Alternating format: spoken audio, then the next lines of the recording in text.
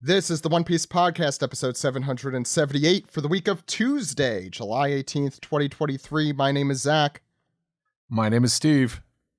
And my name is Alex. And on today's episode, we have a very special guest, translator for One Piece in Shonen Jump and Manga Plus. We have Stephen Paul with us. How's it going, Stephen? Hey, it's hot. That's what's going on. I think that's the whole world. Right Yeah, if you didn't hear, world record average temperature setting records. Yes. Hooray. Setting records. That's what we want, right? We also have the voice for Flampe in Crunchyroll's One Piece, as well as many other characters in many other series. We have Marianne Bray with us. How's it going, Marianne? Pretty good. I am here. I'm cozy. I hot? like the hot weather. No, I don't well, get it's it. hot outside for the average person, but I'm a lizard person. Here to steal your government or whatever. I don't know what we're supposed to be doing. So I'm digging it, except that it's cold in my apartment because my roommates are not lizard people. Yeah, I don't understand. But it's warm lizard in my people. closet where I currently am, so it all evens out. I guess that's evening out. My terrarium. Last but not least, the editor for Sungwon's channel, ProZD, and ProZD Plays Games, and former co-host before some other guy took over. We have Jay with us. How's it going, Jay? Hello. Happy to be here. Thanks for Happy to have me. you here.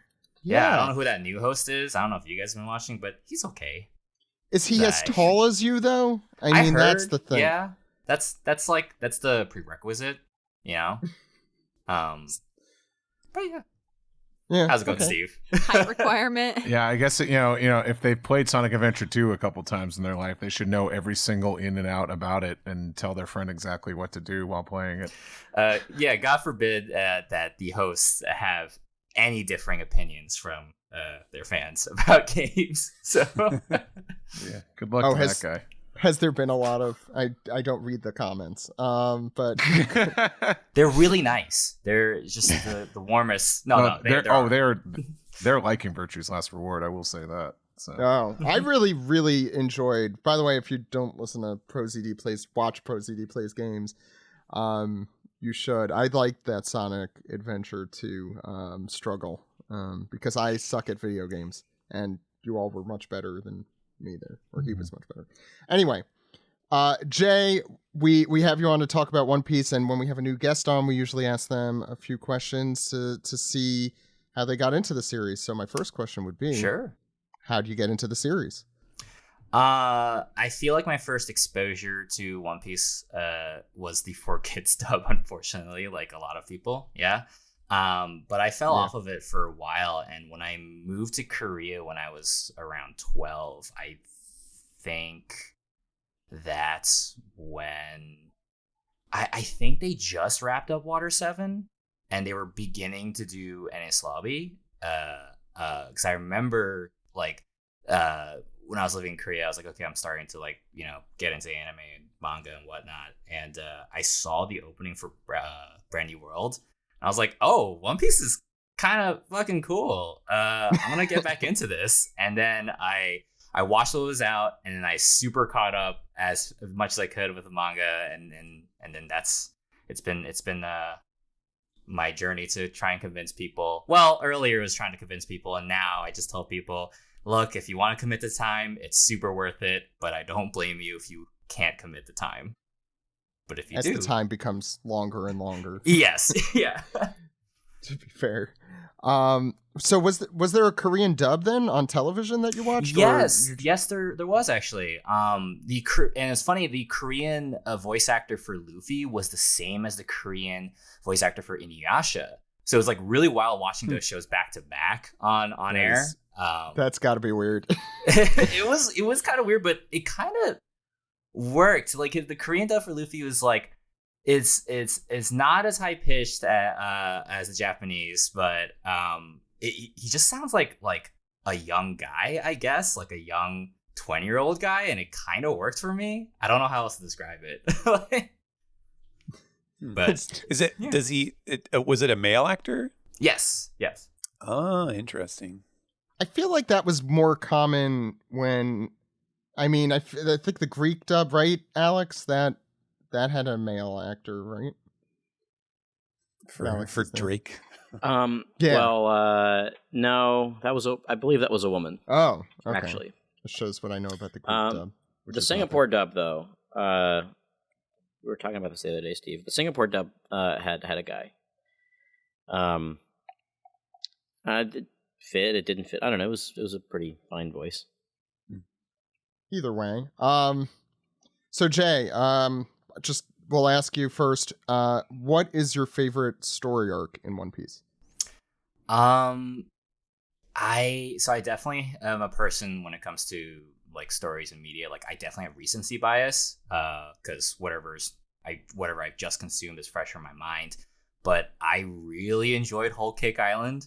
I thought that was a really fun idea to revisit, like a backstory for a Straw Hat and add new stuff. So all of Sanji's stuff is really great. And I liked seeing the Straw Hats go up against an Emperor for the first time. And also Beige. Oh my god. I didn't think I would like the guy, but he's like my favorite of the worst generation now. Good choice. I feel like that was a common thing. Everybody was like, "Who is this guy? Like, he sucks. He's old. He's weird." And I never he thought is all that. those things. I didn't think that either, but yeah, I know. I'm like, hey, it's like if Fred Flintstone and the entire Yes. Anthill mob gang had a baby. Oh my god, Bam Bam. That was Barney's kid. I'm gonna move on and pretend I didn't get that wrong. Am I the only one who reads Flintstones. Probably. There's The a Flintstones manga. No idea. And when you were saying recency bias, I'm like, it was called yeah.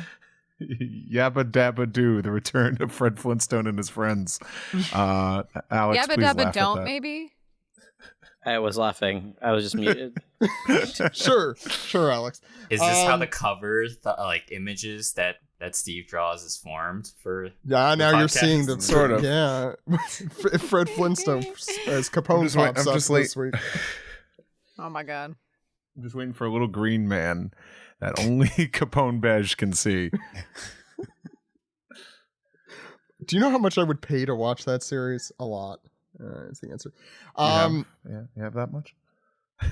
Like $50. I'm sorry. I bet, Zach. I bet like you'd pay for it, and then like 2 days later, after watching like 3 episodes, you're like, this wasn't for me. That's most things. Let's be honest. Your wife is like, you spent all our savings on funding a cartoon of a Flintstones One Piece crossover. If I had a dime for every time that's happened, I wouldn't have had to spend all my money on that. Zach Zach just says there was a strike. It was Jay. bad timing. So who's your favorite Straw Hat pirate? Nami. I love Yeah. Nami. It's like I don't know about you guys, but I'm definitely the type of person like in the middle of the night at 3 a.m. I just like rewatch scenes of shows that I like on YouTube. Like try to find a clip of them, and like I'll just like look up like I'm just in the crying mood, so I'll just like rewatch a lot of like flashbacks in One Piece, and I always come back to like Nami and Nojiko's flashback with Belmare, and I just, oh man, it's just so good. And yeah, I don't know, I just like every time I see Nami do anything, I'm just like, wow, you've come so far. I mean, all the Straw Hats have, but I'm like, you're doing great. And I also just think she's really funny. I just like in every situation. And I've talked to this with Steve before, but like one of my favorite things about like One Piece is just when the idea of like friendship and like the being part of a crew and standing up for each other on the crew. And every time Nami like stands up for Luffy, saying like Luffy's gonna be king of the pirates, like that hits me really hard. And yeah, I don't know, Nami's the best. I like it when they all proclaim that always makes me, even like when someone like King proclaims it for him, I'm like, oh, I like seeing camaraderie in a crew. Sorry. Oh, King really got you, huh? Like just thinking about King and how is the Imperial Flaming Wings got Zach. It's so spicy. Damn it! You have to put a good joke in that, so it's like, did we cut this? Jay, my next question is, who is your favorite non-Straw Hat? Bartolomeo. I'm sure everyone thought this the first time you meet him. You're like, oh, who is this like really rude punk who's just like pissing in front of everyone? I was gonna say, and then yeah, when he's like, he catches those fellow gladiators like trash talking Luffy, and he's like, how dare you say that? I was like, wow, this guy might be the best character in the series, but also speaks to how much Luffy's notoriety in the crew is like grown for him to reach someone. We've always seen Luffy and the Straw Hats like in an arc, surprise them, wow them, influence them in some way by directly getting involved with whatever conflict they have. But to be so outside of the conflict, for Bartolomeo to like be so excited to get a newspaper and read about Luffy every day, and then be like, oh my god, I'm gonna sail out to sea so I can help this man is beautiful. He's us. Yes. That's the thing. He's the proxy for I'm not gonna say the reader, but for us. The fans. The real fans are Bartolomeo. We're willing to cut off people's tongues if they say stuff wrong about One Piece. You don't do that. And also, fake merchandise, I guess. So next question, Jay, who is your favorite villain? Ooh. This is tough because I think like in terms of like who are like great One Piece villains, I think like Doflamingo is such an absolute irredeemable monster, but like it's really compelling to watch him as a villain. But favorite, I love Crocodile. I think Crocodile's great. Does Magellan count? Yeah. Antagonist, I guess, is the yeah. I think Magellan's just had a really good presence, in that arc, and I'm like thinking. That's a good answer that we'll get him. I'm sorry, Buggy, like, yeah, Buggy's the best. How do you? I wish my life was more like his. I want to just fall into things. Do you? I like. He's just. Well, have you seen what he's up to lately? Getting beat up by two guys constantly. When I think of a One he's Piece villain mastermind, I'm definitely thinking of Buggy. Look, he's convinced the world that he's teaming along with two of the greatest One Piece antagonists, Mihawk and Crocodile. That's pretty good. I don't know. I mean, but yeah, no. I think the king of failing upward. Yeah, him and Michael Scott. I think that's all the usual questions, unless anyone else has questions for Jay and Jay's fandom. Okay, great. Thank you, everybody. Sorry. All right, I like this Jay guy. I think we can bring him on, Steve. Okay. It's been great knowing you for the last several years. That's true. But Several. Okay. Yeah. That's the trade-off, Steve. Yeah. This was the interview to replace you, Steve. Steve and Jay can't coexist in the same space. That doesn't work. The universe would implode. Too many people over 6 foot. We still recorded some we pre-recorded some episodes. Yeah, we've actually gotten the next volume of chapters, so still get me for a little longer. But this is going way different than I thought it would. Before we get started, there are a few little pieces of news I want to mention. First, as we intimated earlier, there are several strikes going on in Los Angeles right now, and I think it's safe to assume that will probably affect the promotion for the live action One Piece series. I think hearing from any of the actors is probably not going to happen. As far as promotional, stuff. Yeah. No one's sitting on Jimmy Kimmel's couch talking about One Piece. Jimmy Kimmel's not even sitting at his desk. Jimmy Kimmel left. It's just Iñaki sitting on the couch talking to a non-existent audience about One Piece. Yeah, so that's not gonna happen probably, but wanted to throw that out there. Also, you guys, Alex, Steve, many others were at the Los Angeles One Piece Symphony this past weekend. Steve, do you want to? For the One Piece Music Symphony Orchestra concert, it was rad. Had a really good time. It was something that felt like they kind of just stealthily kind of like announced they were doing, and I'm like, this should be a bigger deal.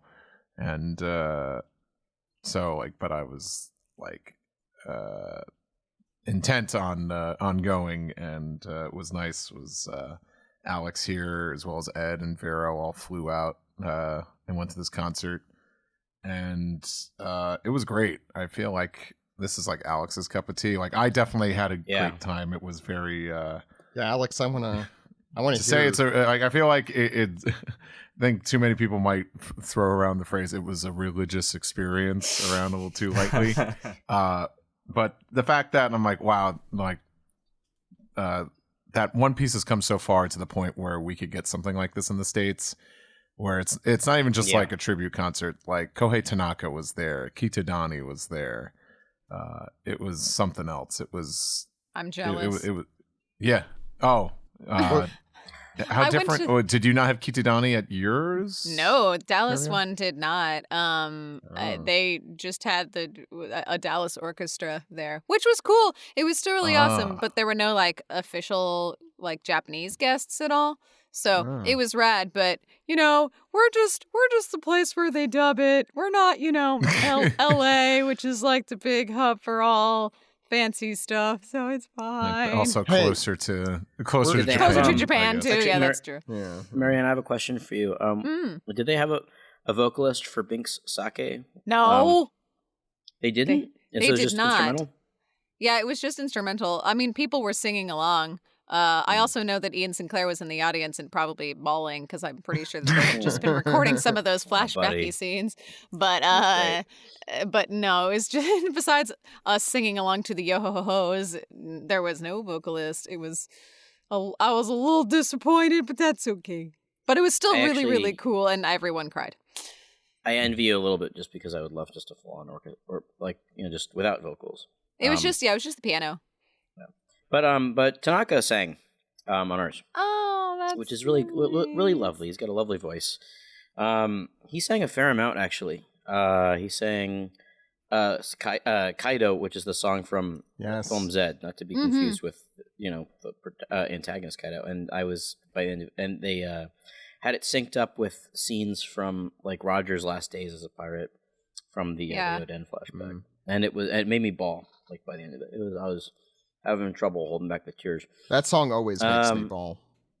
So I could only imagine. Let's see. He sang Binks Sake. He sang and he sang "Family" with Kitadani, which was interesting as a solo song. It was a really good time. Honestly, Zach, the thing that I was most tickled about is the fact that like Tanaka's music in the last couple of years, like his BGM soundtracks have been like MIDI or Final Cut or not Final Cut, but Pro Tools. Whatever you use now. For not an actual symphony. Yeah, so it was really cool to hear a lot of those newer tracks done by an orchestra. I think Luffy versus Katakuri was a real highlight for me. Just because I think that's that. You need a live orchestra, man. Like that's yeah. Only thing that one was missing is there were no clips of Flampe, and I was horribly disappointed. How could that have happened? Did they have visual aids with this concert? Yeah, there was like for ours. I presume it was probably the same one, except that we had fewer songs than you guys did. But they were going through some of the later arcs, and had sort of a clip show. Oh, I wasn't able to make it to the one in Dallas, and now I'm kind of regretting because I didn't know there was going to be visual aids. I feel like I'd be just crying the whole time. Hey, you've never been to a orchestra concert like that for? I guess the only one I've been to was for Nier, the Nier games, but like their visual aids was like quotes. They had quotes before they played the song, so there was not really any like game visuals. So I was just assuming like there'd just be like graphic imagery, but not like clips. Like these were almost like music videos, kind of. Oh. Yeah, live music videos. AMVs. Live AMVs. That's what I thought. Orchestral AMVs. Wow. The only other one I've ever been to, I went to a Metal Gear one out here years ago, and it was a similar thing where they just played clips. And then when I got to the games I haven't played, I just looked down. I felt bad for one friend who hasn't read past Zoe yet. Oop. And it's like, well, here are all the spoilers. Here's the rest of it. I said, I'm like, you're gonna forget half of the stuff you saw. It was funny because they're like, Wano, I have no idea what's going on, and they're like, and I didn't even see Yamato in there, and I'm like, great, and I'm like, good. So you have no idea what was going on. Here's a question. I'm curious for you guys because at the Dallas one they had like an intro to all the members of the crew at the very beginning of it, except they didn't have Jinbei in it. Okay, easy answer because I am a nerd. Those are from the anime. I think those are from post Dressrosa when they changed up like the beginning like epilogue back when the anime kind of used to have like the narrator do like Gold Roger, the King of the Pirates, blah blah blah blah blah blah blah blah. Okay. They've had a bunch of those, and I think the last time they did that was during the Zoe arc. So at that point, yeah, it only went up to Brooke. So. See, I wasn't sure if they had put them together for this, so I was like, why don't they have Jinbei? Nah, yeah, that's I figured some people were gonna think that, but I think that's Zoe era anime, that stuff. So gotcha. Well, I hope they do this again in New York or other places. Zach, when I was trying to figure out like, am I going to go to this or whatever, I emailed the company asking them, hey, do you have any other plans to do other American cities like New York or East Coast area? And I think it was a like oh maybe like a maybe kind of response. So that's what I expect. Yeah, it doesn't. I think probably based on ticket sales for these last two shows, maybe that bodes well for. I mean, the LA one looked pretty sold out. Like, it looked packed, right? The Dallas one was also packed. Yeah, it was pretty full, I gotta say. I mean, that, like, my fear about that was that this amazing thing would happen. You guys would get to go, which is great, but there'd be like 30 people there. And so I'm glad that wasn't the case. I mean, I'm super happy for you guys. I'm like, yes, I'm jealous, but I'm happy you guys all got to see that. And hopefully it was a very FOMO thing seeing the pictures of all you guys. It was a little mini podcast reunion there. Yeah. We'll do a bigger podcast reunion and / orchestral concert, even if we have to be the ones playing the instruments. It'll happen. It won't sound good, but it'll happen. Last but not least, just to let people know what we'll be up to here in the podcast over the next few weeks. First, next week, we will have Banjo and Jose Argumedo on the show. The following week, we'll let you know. But around that time is when the anime episode for the big, if you don't follow the manga, you might want to skip most of this podcast, but especially this part, the big Gear 5 reveal is going to happen. I don't think that's how those work. You're doing like the actual thing. Anyway, we're planning on having some really cool people on for the show and hopefully some really cool stuff and different stuff.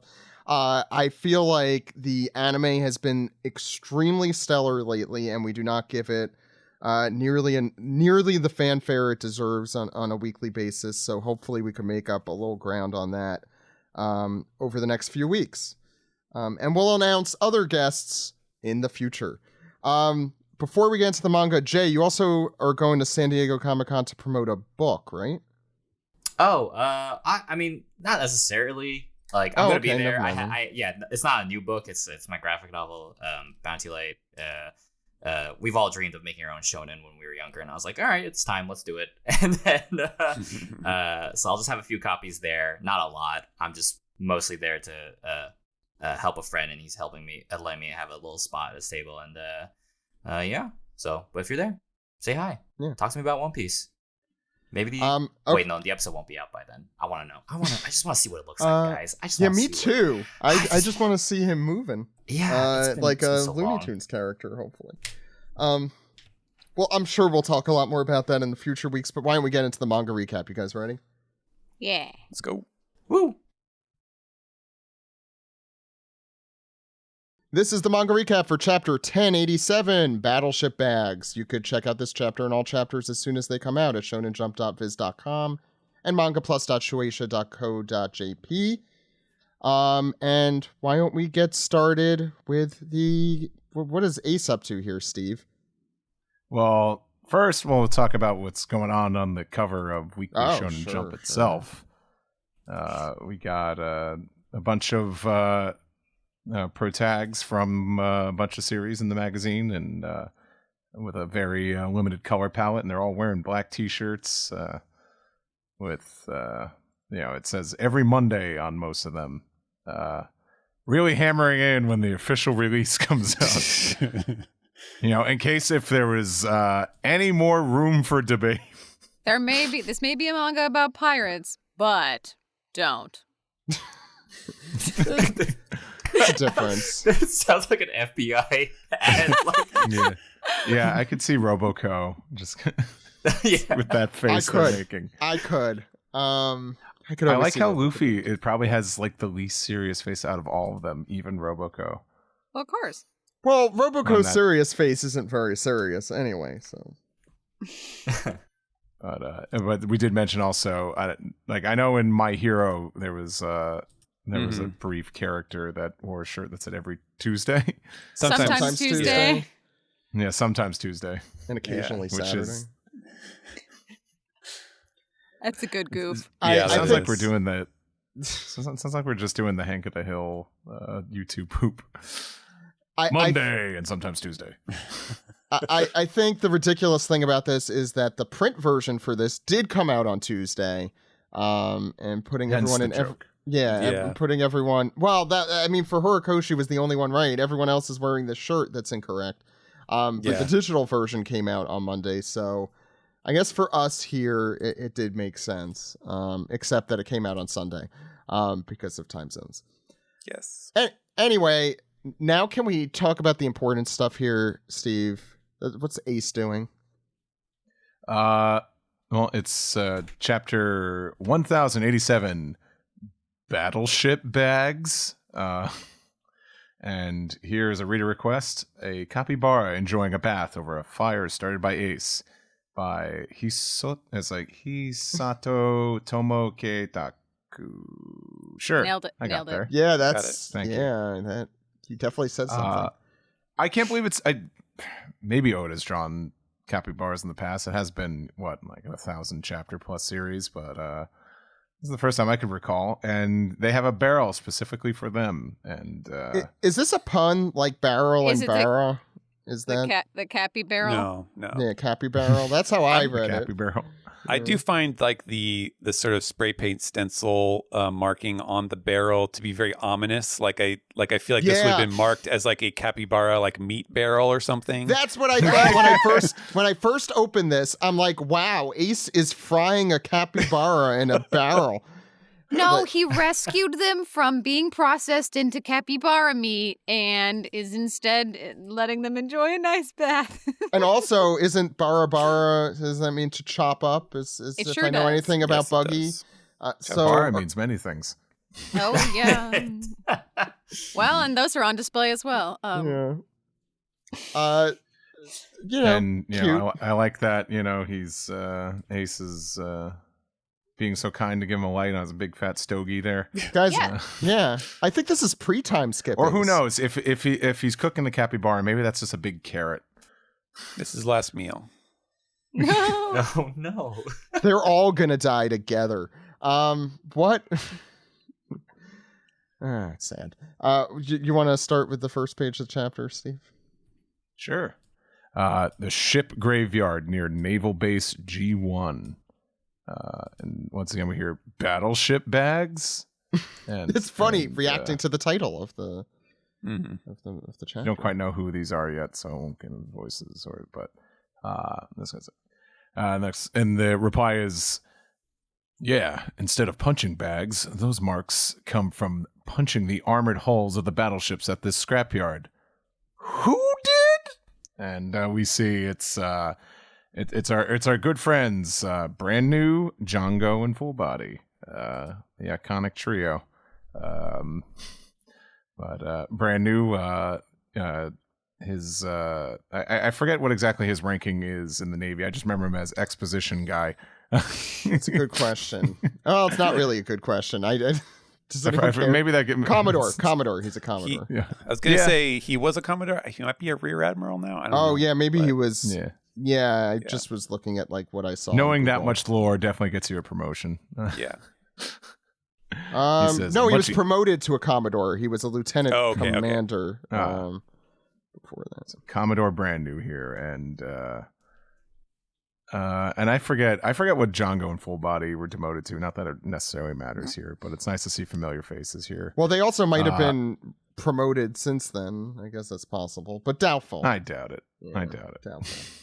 Brandon says, a much younger Vice Admiral Garp. In fact, it's a daily practice he's kept up for decades. And Django says, what? He still does it? And Full Body points out, why are there two? And Brand New retorts, the other one was for his apprentice, former Admiral Aokiji. The rule of Battleship Bags is that you can't use haki or powers. The strength of those heroes wasn't gifted at birth. God, Brand New doing what he usually does, but he's not in an office giving a PowerPoint presentation. And for that, deserves a round of applause. Instead, he's describing the new set of handbags that are being designed by the Marines. Battleship bags. Not at all. Yeah. What are those kind of pyramid scheme parties that people throw? Yes. He has a whole presentation for that. Mm-hmm.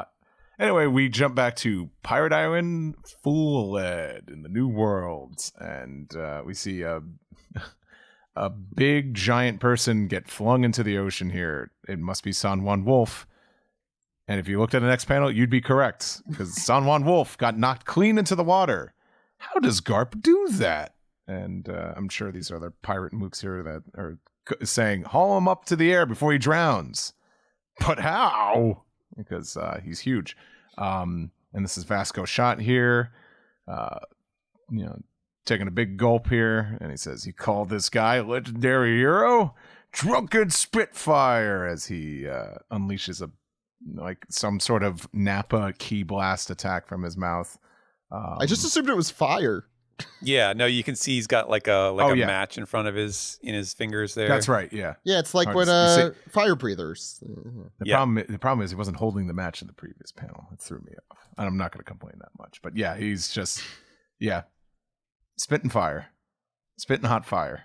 Yeah, that was a cool one. He rhymes and he spits. And on the next page, Garp is.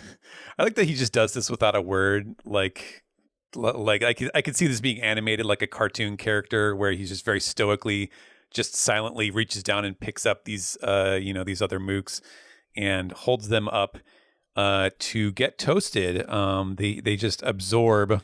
Yeah, I'm not sure that's really how fire works, but they just act as a total wall that blocks the entirety of the conflagration, and so they get completely toasted. They're in like full like negative mode on the third panel there, where they're just black with lighter shadows, and Garp again silently just watches impassively, and then he says, "Pirate fireballs!"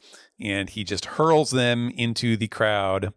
These guys on fire, which is funny, and I guess like the extension of Avalo Pizarro's powers, like he can feel, it's like he has nerve cells all over the entire island, because even though he's speaking from the giant skull, which is very, very far away, and funny. he's screaming, "Yeah, that's hot! Knock it off!" It's kind of like the Blackbeard thing with his dark power that he, is very powerful and more can do some sensitive. amazing stuff. But yeah, he's more sensitive to the I guess stuff that's happening. And so Avalo's screaming, and the people in the crowd around them are screaming as these pirate projectiles are flying all around. And Pizarro says, "What are you thinking, Garp? Are you trying to destroy this entire pirate island?" And meanwhile, the pirates in the crowd, and this first guy here is an all-timer. One of the ugliest characters Oda has ever drawn. He's amazing. You're gonna have to be more specific. The guy right here next to the bubble, with the I think he has a hat on, who is saying, "If Commodore Teach comes back and sees the town wrecked like this, he's gonna kill the whole lot of us." I thought you meant in the big panel, but yes. No. I mean, all the people in this other, this little horizontal panel at the bottom are truly grotesque. Yeah.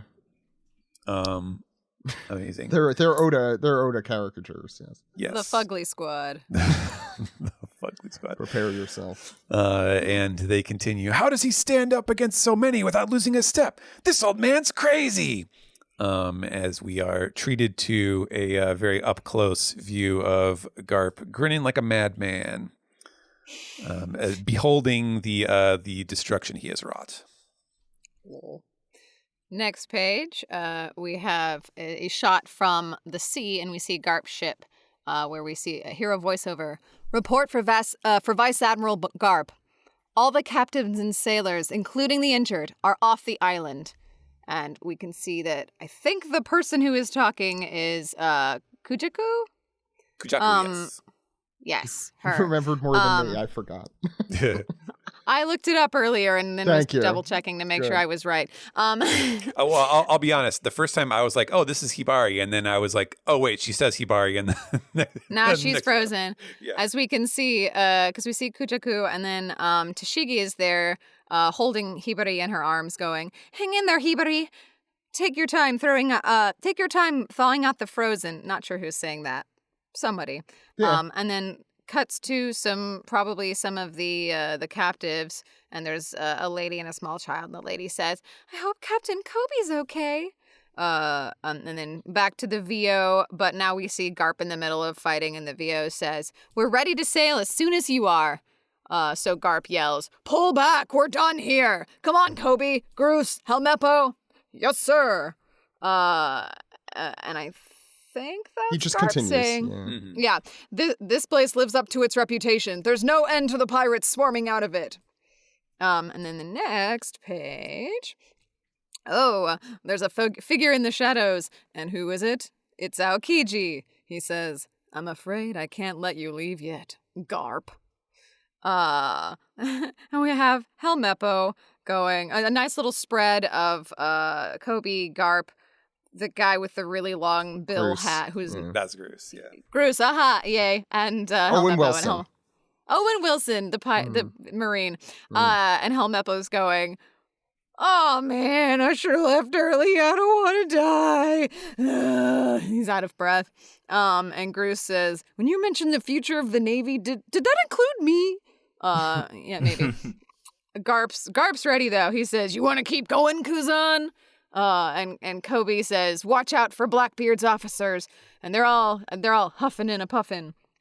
Been fighting for a minute. Garp says, "Listen up, boys. When I say the word, run for the shore. Just make it out alive. Go!" And they all respond, "Yes, sir." And on the next page, we see in the background a woman being kidnapped by a pirate, and she yells, "Eek! Someone help!" And the pirate goes, "Yeah!" And Kobe notices. He turns around. He's like, "Huh?" And he's like, "Oh no, we didn't free all the captives." And Kobe responds, "Hang on, I'll save you." And thinks to himself, "Thank goodness we didn't leave yet." And then Groose yells, "It's a trap, you fool!" And we see in a succession of panels, this next panel of the supposed kidnapped victim and the pirate smiling evilly together. The lady's going, "Tee hee," and Kobe's like, "Huh?" And we see I believe that's Garp's face shadowed out, right? It's like moving in close. Yeah. No, that's isn't that Shiryu? No, that's Garp because he's gritting his teeth. He's gritting. Yeah. He's it's hard to see. Yeah. And then we, S effects like swing. I'm Soru. Who knows? People can get nitty gritty about the techniques. Whatever. The shave. But then in this big panel, we see that Garp has shoved Kobe out of the way and is stabbed by an invisible figure. And in the next panel, we see Garp really taking in that stab. Kobe getting up and realizing he's like, huh? What?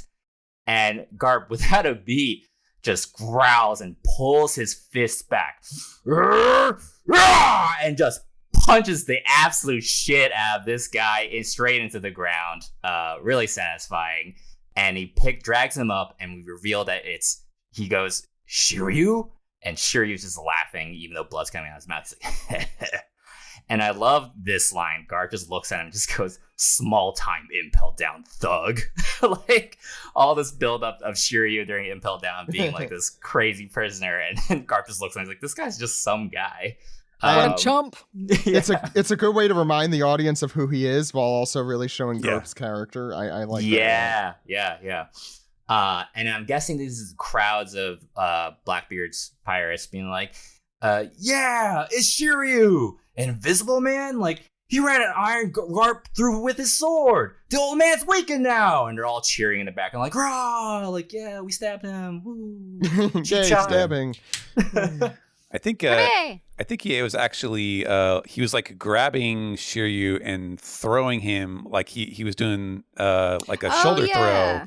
Because you can see in the top panel, right? Like the swirl around his fist is got him by his collar or something. Right. Oh, wow. Because he's invisible. Like a judo throw. Yeah. I see. Yeah. Oh, no. But you can't actually see him getting thrown to the ground because he's invisible. That's what's happening there. Yeah, probably. To me, really fun here, it looked like he punched air, and to what's that's really what happening. I thought too. But yeah, okay. No things that will be clearer in the anime. Yeah, it is an over shoulder throw, but one of the things I find very interesting is Luffy did this to Kuro way back in the day when Kuro was zipping around, and you're right. Luffy grabbed him out of the air and did the same thing. Wow, Shiryu is the same as Kuro. Like to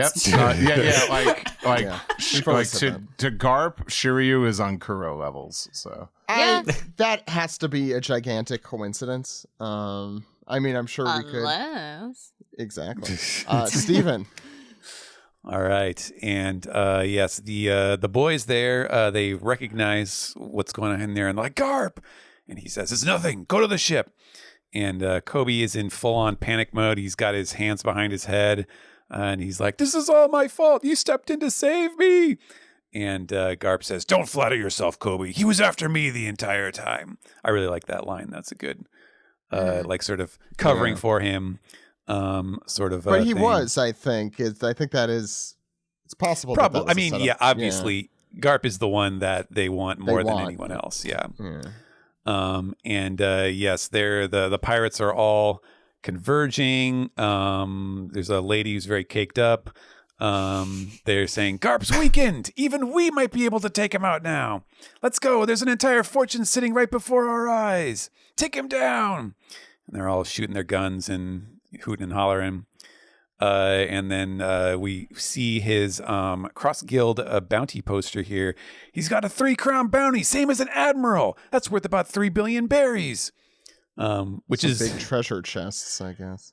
Yeah, it's interesting that like they have the 3 crowns and it's worth about 3 billion. Like it's not actually 3 billion berries, but it's almost 3 billion berries or something. It's just like, okay, well that's they use treasure chests, right? As like originally guess, as like a monetary. I mean, this is like, okay, he has the same bounty as Luffy, and that's what we're trying to show. It's like a grab bag. Like they don't really know what they're gonna get in the treasure chest, but you know, approximate value 1 billion berries per treasure chest, let's say. There's a lot of crap in there that no one wants. Yeah. some sample it's a sample of facial masks and some scrubs and little things like that. Don't forget the vial of sand. Crocodile's throwing in some of his precious sand in, right? So personal crocodile sand. I mean, that goes a lot. It's gotta, right? Mm-hmm. That sounds gross. Kuzan zooms in. He zooshes into the picture as he says, "Out of the way, you scrubs. He could have both arms and legs trussed up, and you still couldn't kill Garp." And then he starts up an ice glove as his fist crackles, and Garp looks sort of triumphant. He looks very pleased at this. And we get a little one-page flashback here in a what appears to be a ship graveyard. As we see a young Garp, Garp in his prime. I don't know. I mean, Garp's always in his prime, really. Yeah, I was going to say. Yeah. But yes, a much younger, black-haired Garp says, "An apprentice?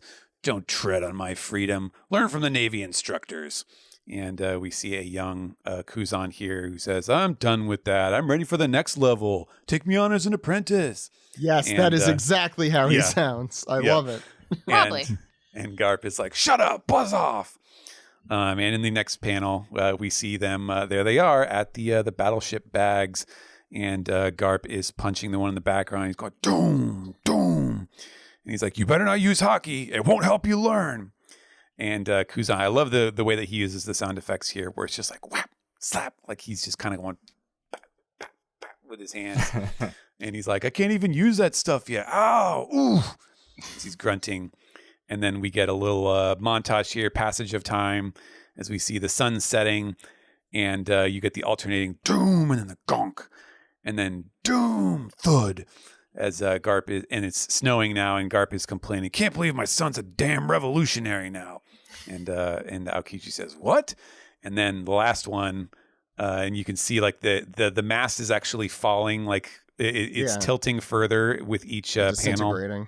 Yeah, and now they are equally doom, doom. They're both hitting it at the same strength. I did not notice those sound effects. I'm glad we're doing this. Yeah, it's one of those things where like Oda is just a master of like showing you like an evolution of something in like personal relationships and other things like that. He can do it in just like a small number of panels in really elegant ways, and this is definitely another example of that. Steve. And now we flash back to much later, and Garp and Kuzan are obviously much older, and Garp grabs Kuzan by the collar and says, "Now my grandson says he'll be a pirate. I won't stand for it." So it's just like, why is that my problem? That's, the problem with Kuzan being a villain generally is that he is one of the most relatable characters in the series. Garp just needs to vent, that's all. No, I get it. Garp is always venting, though. I do like the 1-2 of my son's a damn revolutionary now, and then now it's like my grandson's a damn pirate now. Can I get anything I want? Oh, a lot going on in that family tree. I wanted a lawyer or a doctor or... But then maybe if you were a stay-at-home dad, then you'd actually have influenced your kids a little better. If you were present. Cats in the cradle, Garp. Cats in the cradle. And we get a wide shot here of Marine headquarters, or I'm not sure if this is Marine headquarters or Los Angeles, because the conversation goes, "Kuzan, let's have a snack." I'm too... And is this Kuzan responding with, "I'm too busy. I'm an admiral now." Yeah. Oda sometimes does this where he like overlaps the panels like that, even though they're different characters talking. Speech bubbles, you mean? I don't know why. Yeah. But yeah, very typical Los Angeles conversation here with, "Let's have a snack. I'm too busy. I'm an admiral now. Get us some tea." And then we cut back to the present, and Kuzan says, "You raised a formidable foe." And Garp retorts with, "Consider yourself expelled, you dunce." And then that is the most grandpa response. It's perfect. It's the most movie response. Yeah, it is, but like when you're a grandfather, you don't care and you're lame, and it's a perfectly lame response, and I like it. But then they both punch each other. And then it transitions into a painting as Survivor's Eye of the Tiger plays us out. Oh my god. I want to ring the bell, Kuzan. It's the most shonen panel here. That's so cool. It's Mutual really punching. The shockwave of those punches, those hockey-induced punches, sends tremors through Full Lead as the big Full Lead skull looks down, and what I can only assume is terror. It always looks like terror. Just yeah, if you had a skull eyes. for a face, you would always look terrified. Look at Brooke. So, yeah, exactly. And both of them get knocked away, and Kobe yells out for Garp. And we hear a voice over the PA says, "Nya, your chances of escape are meager to none. You're on Pirate Island, where the stream of pirates never ends." Why does it sound like an intro to a Disney ride? It does. Or Yeah. yeah. It's just the, or you go to the, I don't know, like the Pirate Golden Corral, where they have unlimited pirate stream. Or Carl Weather shows up and it's like, all you can get a fight. free refill on any pirate you want. All you can fight, unlimited pirates. Mm-hmm. And Groose is here backing up. Both Groose and Kobe are here standing over Garp, covering him as this voice continues. "You think that ship off that shore is safe? Allow me to demonstrate the power of the Isle fruit." Steve. Steve. I think you read that wrong. My mistake. Take two? Allow me to demonstrate. Oh my god. Can I get a lifeline here? Demonstrate? There you go. Demion? Demion? Meow. Meow. Oh, he does a cat thing? Yeah, was he Yes. always a cat? He was always a cat. Yes, Bizarro? he's always Or been a cat. Whichever that one Bizarro. is. I forget. Yeah. I forget which is which. Yeah. Huh. He has the weird whiskers. Spoilers, it's Pizarro, even though we know the Isle fruit. But damn. I only think of It's always a C-Lab cat. every time with What is he? Bizarro. And What that's is he? the One only of the thing I got. super troopers? What is going on here? He says, Don't worry, there's allow more me- cat puns. Excellent. All right. Sorry, I read this. I read this yesterday on the Disneyland tramp. Anyway, I'll do another take on that line. It says, "Allow me to demonstrate There we go. Dan, we're leaving power all of the that in. Isle fruit." We don't let him get away with that. I see what's happening here. We go to the next page as we see the SS Ruff from behind here, as Hibari seems to have awoken from her or thawed out. I don't know how you want it. Anyway, Hibari, everyone's favorite new Marine girl, says, "Can someone tell me where Kobe is? I'm sorry I've been a burden to y'all." And we discussed how she has the same accent as Sakazuki, so I'm assuming that is your... A little bit, yeah. Although I don't think... Also, I should have... Sakazuki doesn't really do it in gonna say. translation, too, yeah. Yeah. It's just one of those things that you can't really represent. Or recreate. No. They should all have New York accents. And being comforted by the whip one whose name I forget. Kujaku. Marianne? Oh, Kujaku. Kujaku, yeah. Yeah. Or Kujaku, however you want to say it. Says, he'll be back any moment now. Don't worry. We're just glad you're all right. And she's crying, as demonstrated by the Wa. And suddenly something else is happening. And I very much like this speech from Pizarro, who now, where is he in this? Because this is his actual face, and Don't it's worry about unclear. Oh, okay. Yeah, he was somewhere. We saw him before in like Yeah. I want to say it was in the skull in one of those like Yeah. one of those windows or something. So he's like what is that? Not like he also- G Gundam, I guess, but like one of those things. You know, Yeah, but he also looks like he has like the floorboard texture.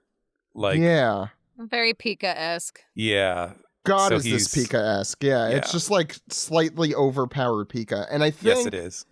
before we get into what happens next here, I think Oda did say something like when he started repeating Devil Fruits in Dressrosa, that there are like different levels of the same category, and that's Yes. definitely what this feels like. For sure.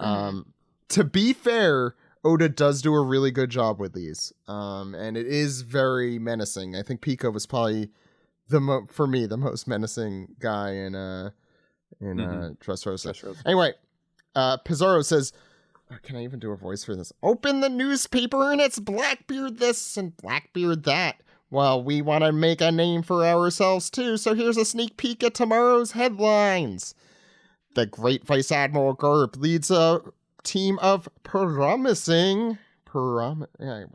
elite troops in an attempted rescue of the Navy hero Captain Kobe. But the dreaded powers of Avalo Pizarro, fourth ship captain, can't even become a higher captain in his dream here. Fourth ship captain of the Blackbeard Pirates, bring them to a tragic end at Pirate Island. And you see, why does he have legs? Yeah, exactly. First of all, you need some copy editing here, kid.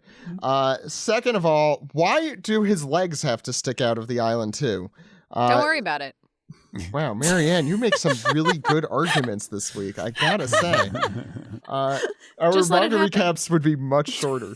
But we see a giant hand, one of the two giant hands of Pirate Island as wielded by Pizarro, coming down on the SS Ruff, which, if they destroy, I don't know if I could continue reading One Piece. That would be like one of the two things that could possibly happen. I can't. That would be too much. Anyway, we go to the next side of the page as Kobe's from under the arm. I guess they're in the armpit here. Notices that the arm is reaching out, and they're like, "No, there are civilians on board that ship," and I guess some of my friends too. I don't know. And it's funny he doesn't mention them. And Garp says, "Kobe, don't panic. Justice will prevail," as he looks to the middle distance up in the sky. And that is the 15-page chapter we got this week. And let's go around. Jay, what did you think of this week's chapter? Yeah, I mean, I voiced this earlier before we started recording. I thought it was a great chapter, really fun. I do miss Egghead after this long break. I was hoping to get back to what was going on there. So it was kind of a surprise to see an extension or a continuation of Garp and Sword like on this pirate island. But it's got some great Garp moments. Again, I really liked him just clapping down Shiryu and just calling him a thug. Like he's nothing, even though there's been a lot of buildup for him. Yeah, I'm sorry, I'm still stuck on that Pizarro is supposed to be a cat. This is like, I don't know why I've never noticed this before. I'm not sure I ever specifically noticed it either, to be fair. It's not so important. It's just an excuse for puns. I feel right? Yeah. He doesn't even have like a cat themed power or anything. It's wait, yeah. You're telling me cats don't turn into island wielding? I can't even continue this. My cat does. Yeah, you gotta meet my cat.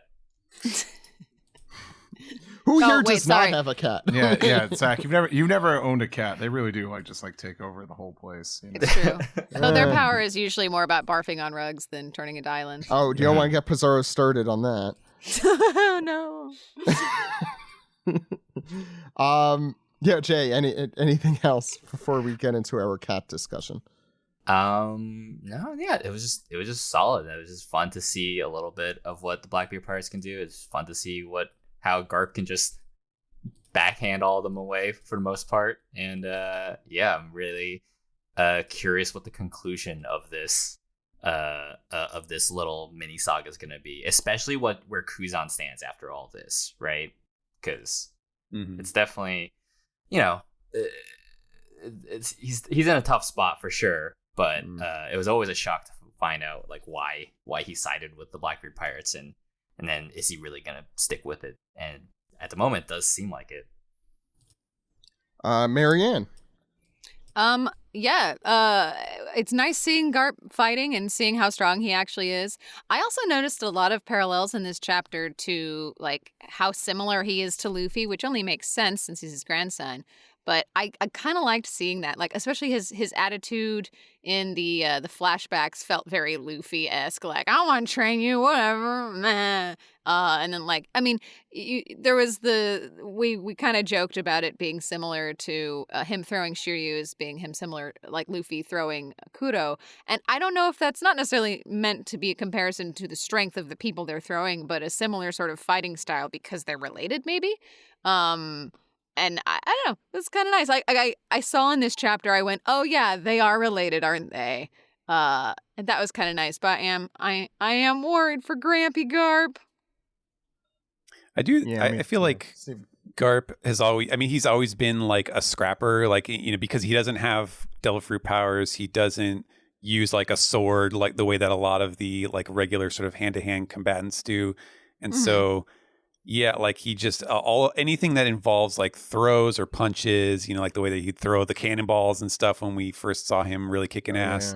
Yeah. I feel like that's always been a very consistent part of his character too. And yeah. I gotta say, in a world, and especially an island where every single person has a devil fruit, but even just in One Piece generally now, that's just that's part of the story.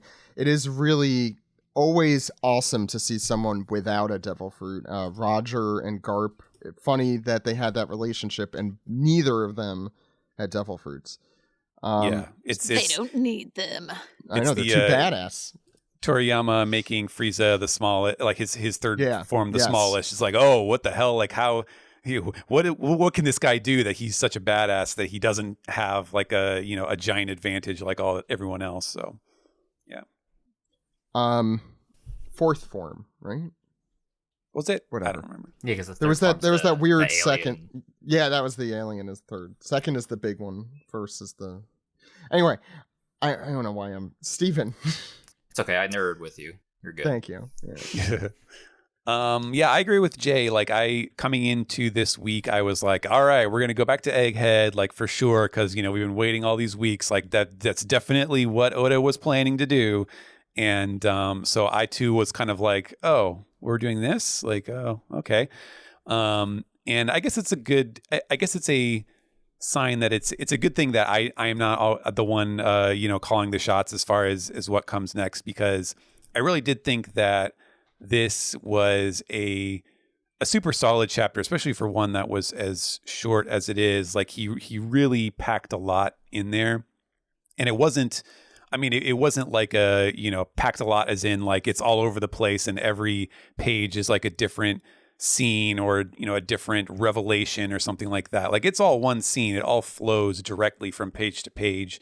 And it kind of builds on itself, and it's very strong and very, very dense and consistent and everything. And like I really admired the way that he went about it. And I do kind of wonder too, because like we didn't really talk about this, but we did sort of joke that like, oh, okay, Oda's getting his his eye surgery, and if there's anything that might improve the that might actually have a positive effect on the artistic quality or like the the cleanliness of his art or whatever, it might be that.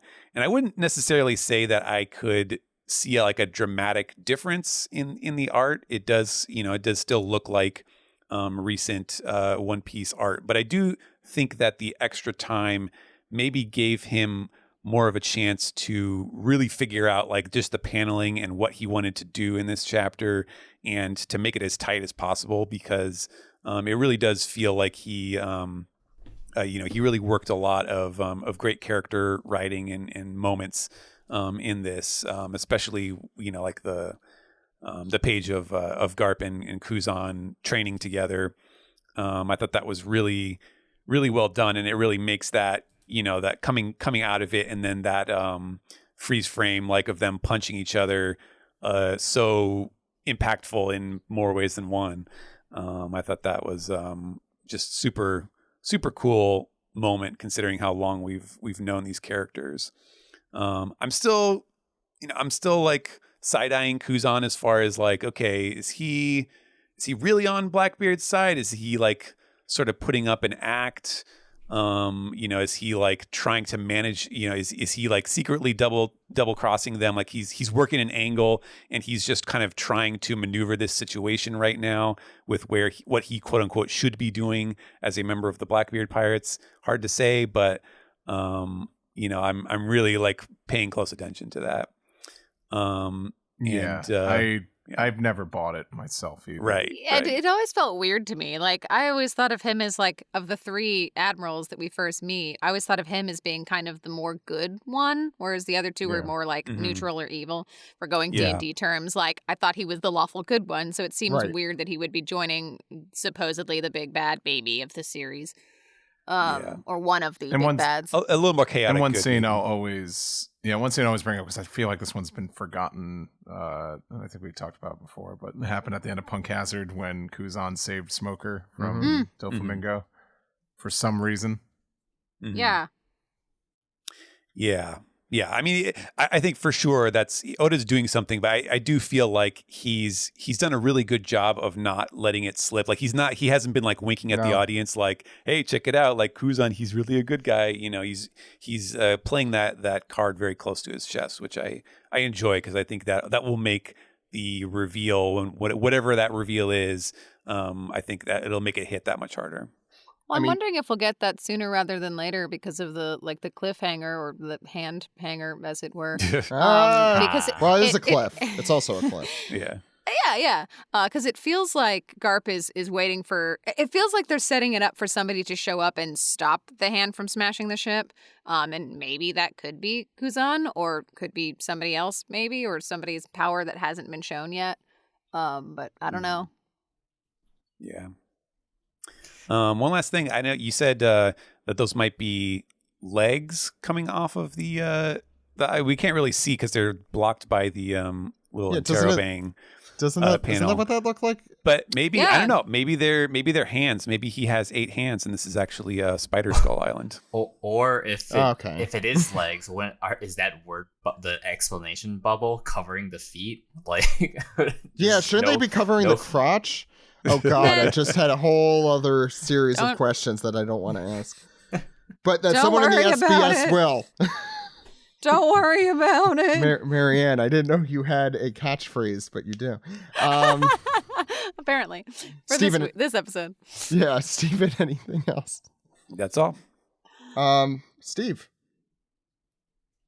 Yeah, I'm so happy that the manga is back now. It honestly hasn't felt that excruciating of a wait compared to remember last summer. I think because last summer was like we were wrapping up Wano and it was just like, oh, we're so close to ending this. And we had to wait a bit. So and I think I can understand a little bit of disappointment that we didn't go back to Egghead or the Straw Hats. Also because I think this hiatus was a little more kind of last minute compared to last year's, I think. So I think this was initially the chapter I think we were supposed to get long before. Yeah, but I would say what am I even saying? Words are failing me. If Oda didn't plan on this break, I would say this was probably the original chapter we were always going to get. The week, you mean? Yes. Yeah. Mm-hmm.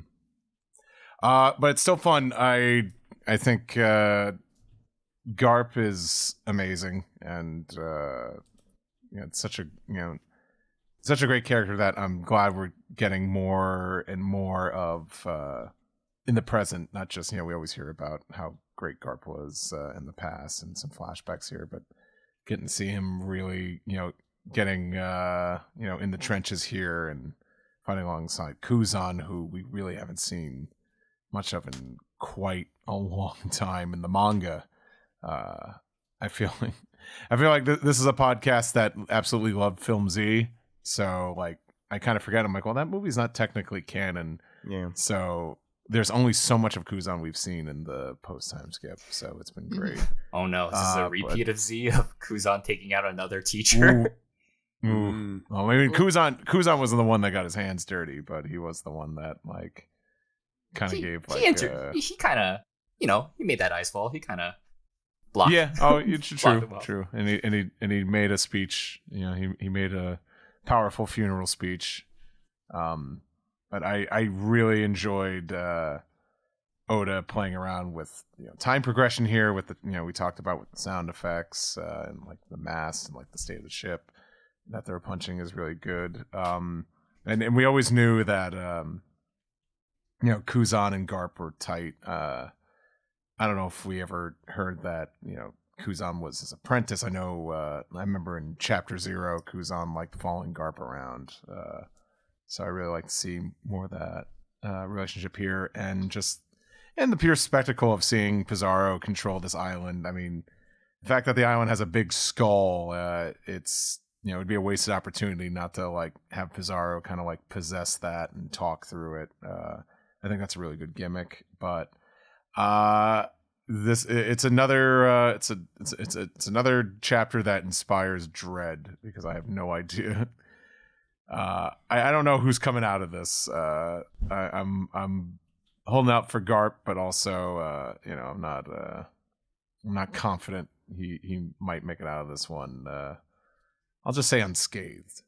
Yeah. Did you have anything else? I think. No, I just think I don't know if this is a direct result of just Oda post laser eye surgery, but I think it was pretty clear. I think the line art looks great. I think the action was pretty easy to follow here. I'm looking forward to seeing the artwork going forward, seeing if we see some big improvements here. For me, the judgment of the artwork would be, what is he usually worst at? And there are two things. But the first, I think, is the easiest to see. Steve, what do you think of the actual art on the capybara, the very first page? Because he usually rushes the hell out of those things and they look terrible sometimes. I was thrown off a little bit by Ace's face of Ace over here, because to me it felt a little off model, but I don't know, he hasn't drawn Ace in a minute here, but I don't know, I almost thought I could have sworn maybe this was like a fan drawing instead, but I don't know. All right, yeah. Well, I thought it looked slightly cleaner. That was my initial reaction to it. I thought it looked a little cleaner than they usually do. At least that capybara there on the left. But enough about that. This was a good chapter. I think I agree with everyone here. I don't know if I necessarily wanted to go back to Egghead this chapter. I certainly want to get back to that in the Straw Hats, and I'm very curious about that. Don't get me wrong. I just thought we'd kind of accordion style back into it maybe. But there were a bunch. We had a fan post like what the big reveals at the end of each chapter since Egghead, and there were here it is. So since Egghead, we had the Kid Pirates falling into the sea, and one chapter. Next one, Garp's Galaxy Impact Attack. So that was the second chapter of these. Of this tangent. Beppo escaping with Law, so Law getting decimated. Sabo begins telling... This is a good refresher also because we've been away for a month. Sabo begins telling his story. What did he say? There was more to the story, like that very, very bad cliffhanger. Oh, yeah. Like, you can't believe what the truth actually is, to be continued. Then after that was Cobra getting his audience with the elders. Then... don't worry, Vivi, be fine. I'll be fine. Nothing. I won't die. And then Emu sitting on the empty throne in front of Cobra and saying Lily. And then after that, Wapple and Vivi escaping from Marijoa. That was the real cliffhanger. Then Miosgar getting executed by Mac tonight, and Pizarro preparing to destroy the civilian ship this time. That comes from Jay on our Discord. Not this Jay. I don't think. Jay. A different Jay. So I thought we would accordion style back into it. Basically, like, I guess we did already wrap up the stuff with Sabo, but we don't really get anything with Law. And we don't get anything more with what's going on the revolutionary side of things, which is fine. I just, it feels a little incongruous, whatever. That was just my feeling about that. But that being said, Kuzan and Garp are some of my favorite characters in the story period. Kuzan and his complexity have consistently made him my favorite non-Straw Hat in the series period. Plus, I love his time. He's one of the few post-time skip designs. Big upgrade. You got to glow up. He did get a glow up. I love all of it, and he shines here. I agree with what's been said. I think Steven put it really well that Oda has done a great job at hiding his true intentions. Mm-hmm. I tend to. There is no way he is. What he is doing is his pursuit of what he believes. Justice may even be the wrong word, but he has a pursuit here that Blackbeard is opening him up to. And I'm sure when we see it at the end, we'll be like, okay, I understand why he did this. But sitting here today, obviously, you're wondering what's motivating him against Garp so fervently here when they have this sort of relationship. Especially since I think, as Steve said during Chapter 0, Kuzan following Garp around. The reason he didn't kill Luffy was because he owed a favor to Garp way back when we first met Kuzan. So this relationship has been stirring for a very long time, and it's been great to see. But it's like we're seeing it at its devolution here. It's really interesting. Like we're tuning in at the end of a show, and we don't really know what led them here. Or it's like a Quentin Tarantino movie where we're seeing the end first. I wonder. Garp, I really, at first I thought, okay, this is what do they call a death flag? Yeah. I mean, I do think, unfortunately, he is probably going to die at some point, certainly before the series ends. Everyone dies eventually, Zach. Wait, what? Well, unless... I will never die. Don't worry about it, Marianne. So, what I was going to say is that I don't think Garp's going to end. I feel like, I think Sai from our crew mentioned the idea that Garp and Luffy do need to have something between each other before the series, or before he dies. And I tend to agree with that. I feel like it's more likely that this is an explanation for why Garp is in the custody of Blackbeard at the end of this. And I think that's perfectly fine, because you do need an explanation there. Because he's freaking Garp, and he's important. Not just to our main character, but he's like one of the characters in one of the Romance Dawns original. He's been around for a very long time. One of them, kind of. But like, why capture Garp? I don't know what's more impressive than capturing Garp. Killing him. Remember, Blackbeard for some reason wants to create a kingdom. Maybe just using him as bait for whatever it is, which he tends to do generally. He's not the one who killed Ace. He's just the one who captured him in order to achieve what he needed to achieve. Yeah, I think Blackbeard he's mercenarial enough to where like he would seek to use him for advantage. I don't think he has a personal grudge with he's transactional. Vendetta. That's kind of what is scary about Blackbeard, is that he will go to any means necessary to achieve an ambiguous goal that is usually for another reason altogether, like that we don't even know. He's always plotting and planning. It's despite looking like an idiot a lot of the times. Blackbeard is a chess player. I don't think unless we continue this scene next week, which I'm kind of doubting, but is possible. I think Garp has a little bit of a chance as we sit here today for a little longer, but he definitely is. This feels like kind of almost like with the Ace stuff, when you look back at it, like they're setting this up for something. I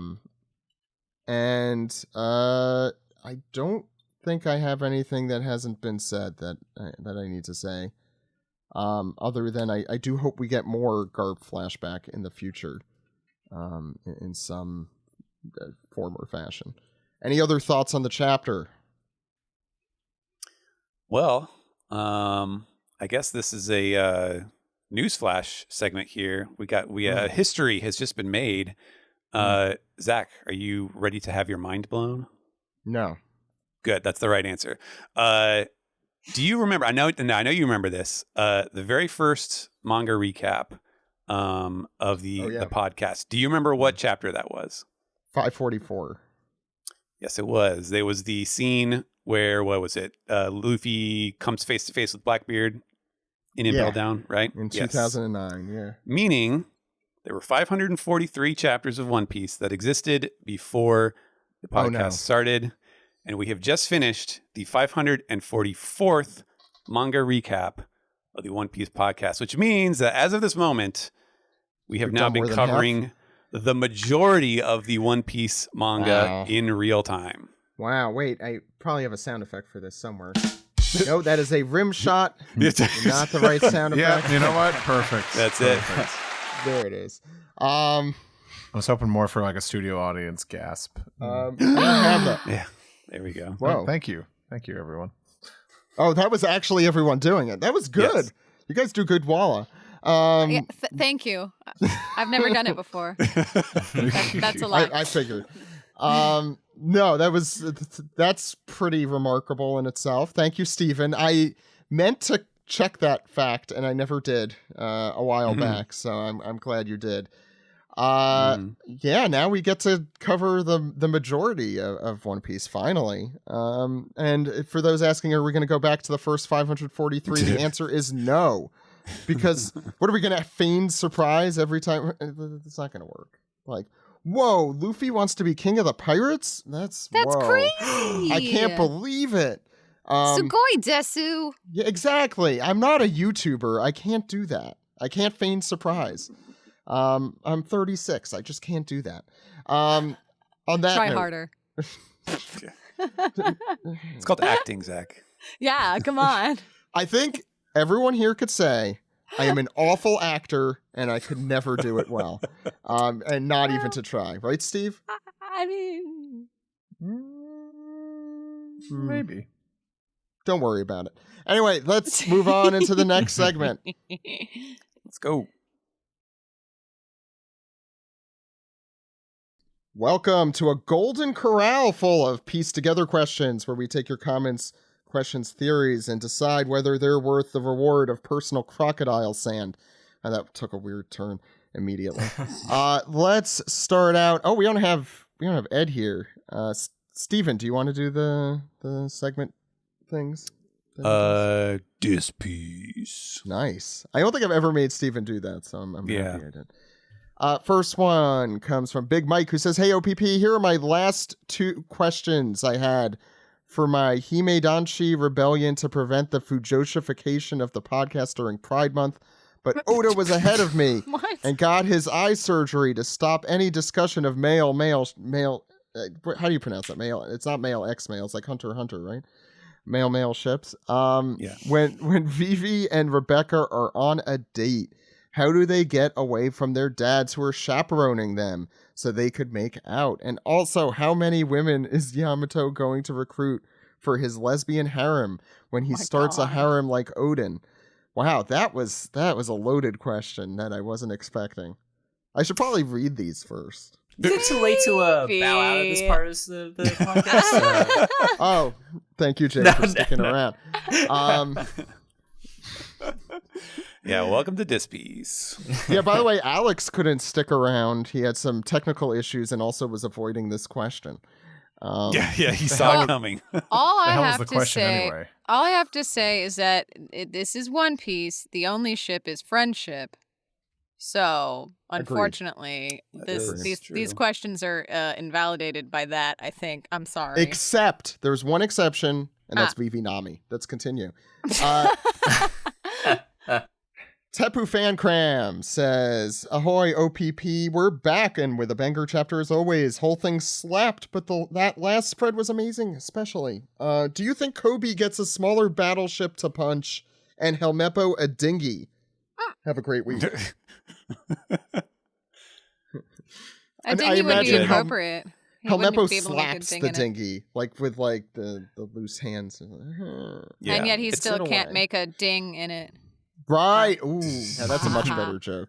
Yeah, I like that. It's like when you, speaking of cats, when you have like you're setting a table and then you have like a little tiny setting for the cat at the end, and it's an adorable little mini version. That's what Helmeppo gets. Next question. I like this.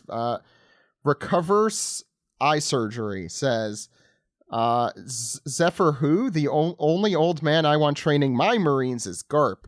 Boy, oh boy, but it's good to be back and see such stars as Baby Girl Kuzan, Unfrozen Caveman Hibari, possible Bogard cameo, I did forget to mention that, and even Kabaji's fire-breathing technique, but with booze, which makes it infinitely cooler. That's my 2 cents here. Yes? Sorry. Is Bogart the new, like, rock star? Yes.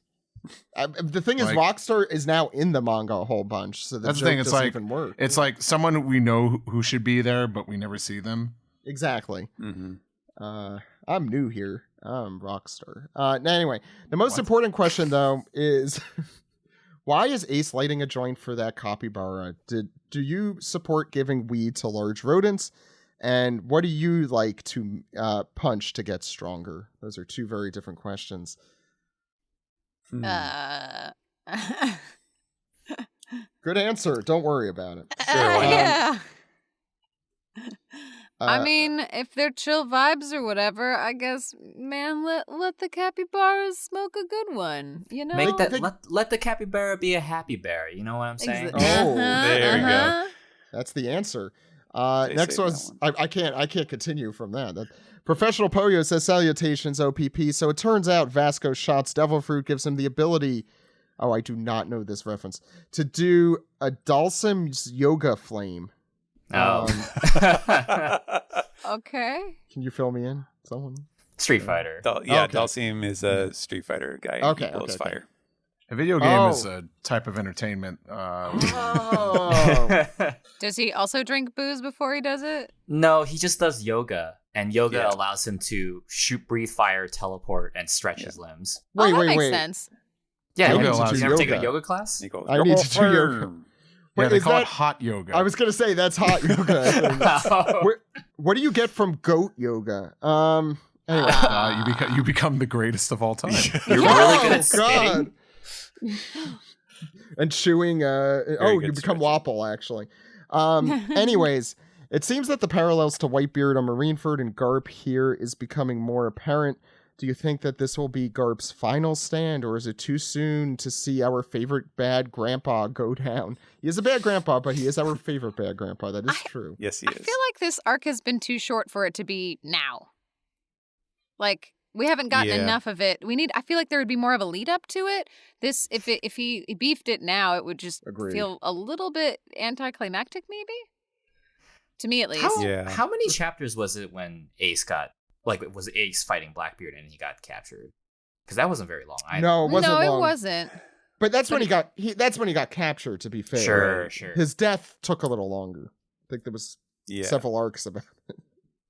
But I do think we're generally in agreement that this is probably not like the end of Garp, but it could be, the start of the end of Garp. I mean, it could be something that sort of forces him out of action, maybe. Mm-hmm. Exactly. Next question comes from Wisdom Pythagoras, who says, Ayo, Kiji, OPP. Looks like we finally got Bogard back in the outermost periphery of a panel. Classic Bogard position. What do you think happened to Thriller Bark after Moria brought it to full lead? Seeing as it's an island that's also a ship, there could be some really cool potential for Pizarro's Isle fruit. Thanks, OPP. That's a good question. Maybe he just didn't take... Did he take Thriller Bark? Like, do we know that even? I can't recall if it was in a panel. That was a while ago. That was like mid 900s, early 900s. I feel like this is one of those like philosophical questions. It's sort of like when is an island a continent? Where it's like, when is a ship large enough to be an island? I don't know. Yeah, can he take over an entire continent? That's a good question. It's surrounded by water on all sides ish. What about peninsula? Can he take over a peninsula? Probably. He'd take over Florida. Considering that the only continent in One Piece is the Red Line, and it has two separate sea bodies of water on either side, I think that would definitely not count as an island. No, actually, that actually works too well in One Piece. You'll run into that. Next, I mean, maybe is the answer to that. I have to look back and see if Thriller Bark was there, but that could be interesting, I guess. Hopkins Hat says, "Hey OPP, how it be? With the anime so close to revealing Gear 5, what are some other anime transformations that left a lasting impression on you? It can be from DBZ, Naruto, Bleach, Hunter x Hunter, or any other shonen series only." Okay, so no Sailor Moon. I was about to say, let me run through the shoujo stuff and see what transformations. Fruits Basket, the transformation from Kyo into a cat the first time was pretty spectacular. Spectacular. Yeah, like even Inuyasha had a spectacular. Anyway, Inuyasha was a dog. Yeah, but was voiced by Luffy in Korean, and that's what matters. It's true. Thank you, Jay. Thank you for validating a point. If you're trying to Kevin Bacon the whole cat thing, I think you're still. How many degrees are you away from cat? I think everyone's 6 degrees away from cat, to be fair. No, I played a cat once or twice, so I think I'm good. You're 0 degrees. You are a cat. Yes. You are a cat. Childhood goal accomplished. What was the question? Yeah, go ahead. Favorite transformation sequences? Oh, yeah. Gohan turning Super Saiyan 2. That Cell is, Games comes to mind. That's iconic. Mm-hmm. Unicron transforming into his robot form and Transformers the movie is insane. I'm trying to think of like Gandalf transforming into Gandalf the White. Do we actually see that happen? He just No. Is that off screen? Yeah. Yeah. That always annoyed me actually, that you don't see a big transformation sequence where Michael. Okay, never mind. Go ahead. Alphonse Edric transforming into a suit of armor. Oh no! Wow! You went there. Wow. Okay. Well, I mean, it's better than a I should have said the other one. Turning into an animal. Nope. Well, that's overtread. Let's be honest here. Yeah, that's how it's played out. Yeah. Yeah, you chose the unique Full Metal Alchemist sad transformation. That's always good. Although I will say, what was it? Not sloth. What's the giant? What's the one that turns into the giant weird lizard creature? I don't even remember. Envy. That one was weird. That's what I was gonna say. I don't know if that was if you bring it back to One Piece, I was thrilled by Sanji's Soga King transformation. Yes. Did you say Sanji's? Sanji? Sanji's Soga King. Sorry, I meant Sanji's Soba Mask. Those sound similar. I goofed. I want Frankie to rework the stealth suit into a Soga King. Oh my god! I mean, if we're talking One Piece, Gear 2, Second Gear, Gear Second, whatever you want to call it, was one of the coolest moments in the series. That's pretty iconic. And like that shirt that I now have accidentally left in Croatia, from Uniqlo. You didn't get it back? No. It would have cost like twice as much as the shirt. I didn't want to spend like $70. It wasn't worth that much to you. Well, I've also worn it a lot, and you could did it fit well? Still, not as much. It's good that you bring up Gear Second though, because like obviously power scaling with the series is so high now, but I truly miss the moments where Luffy would catch an enemy off guard with like just going into Gear Second and hitting him with that first jet pistol. It's like such a satisfying reaction. In the manga, when I read Water 7 after I had watched it, which I'm assuming is the case for a lot of us, not Steven obviously, but a lot of us.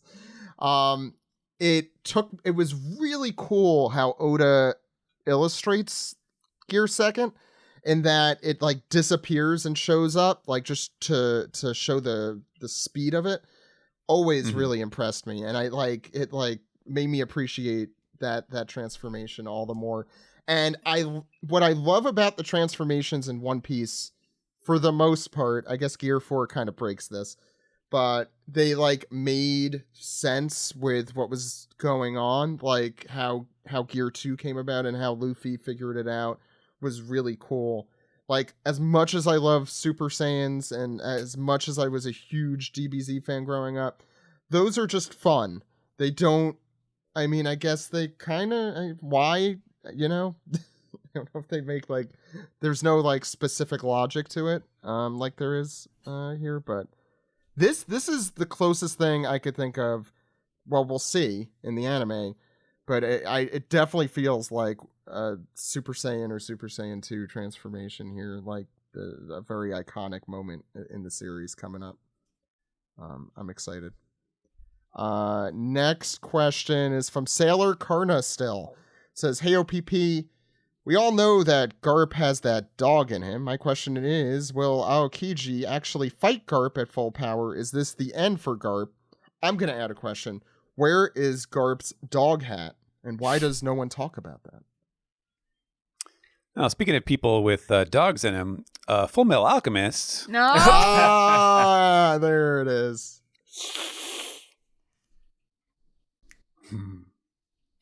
Now I'm just sad. I think we've kind of covered this one by now. Yeah, I think they're fighting each other. I think they're trying. I think Kuzan should have a bird hat, right? Just isn't that? A pheasant, because he's a pheasant, or a penguin hat. I like how we turned this into a question about hats. I'm glad we did that. Last Dispy says, "The break from Straw Hat Pirate 9. The break is over. Yay. I thought for sure we'd go back to Egghead." Oh, this seems familiar.